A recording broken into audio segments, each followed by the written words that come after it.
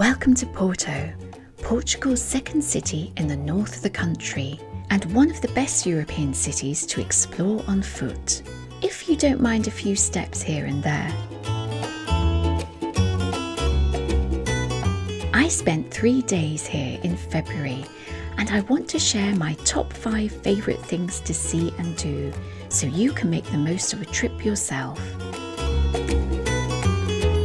Porto is famous for its blue and white tiles, or azulejos, which you can see all over the city and which look gorgeous even when it's raining.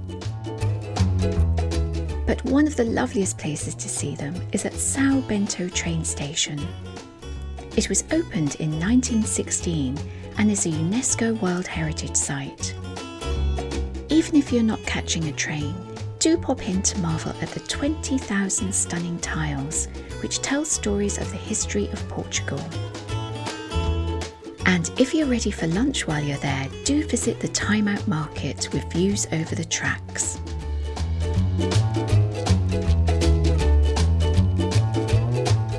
Cathedral Sé has one of the best positions in Porto and shouldn't be missed.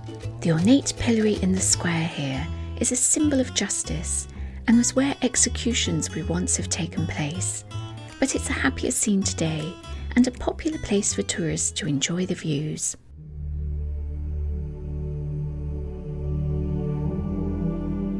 The cathedral dates back to the 12th century, and the cloister is one of the most beautiful I've ever seen, decorated with stunning azulejos from the 18th century, which depict biblical scenes.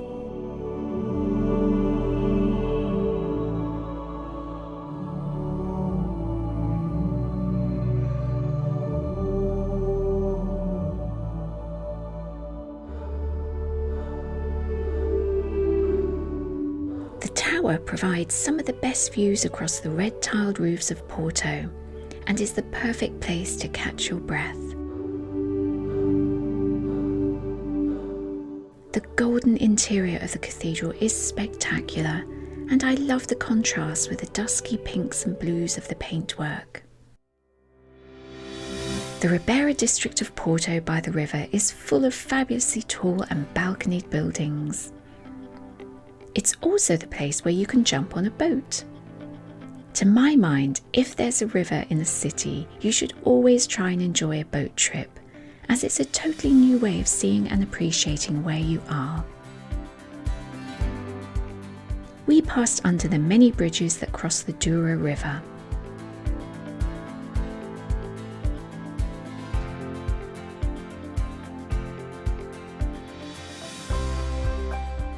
And even got a glimpse of some of the Atlantic rollers at the coast. My next best tip is to cross the river and visit Gaia. The 2 distinct cities either side of the Douro River, Porto and Gaia, gave the country of Portugal its name. There are plenty of unique food experiences to be had here. But if you've a head for heights, the best way of seeing the place is by cable car. I think it's the best value thing to do in Porto, and the views are so good that I had to do it twice. You don't have to book ahead, just turn up and have your camera at the ready. My absolute favourite thing to do in Porto is to walk across the Dom Luiz I Bridge. This extraordinary double-decker bridge was designed by a student of Gustave Eiffel in the 1880s and has the best views in the whole city. It really took my breath away, but it's not for the faint-hearted, as you're a very long way up here, and the railing was just a little lower than I would have liked. So that's my top 5 of Porto. It's such a beautiful city, easy to navigate and very walkable if your knees and energy levels are up to it. It's also great value for money. I think the most expensive thing I did was the boat ride at around €20. If you'd like a more in-depth guide to Porto, do watch my other video, An Introvert's Guide to the City, where I take in some of its quieter sites alongside the popular ones.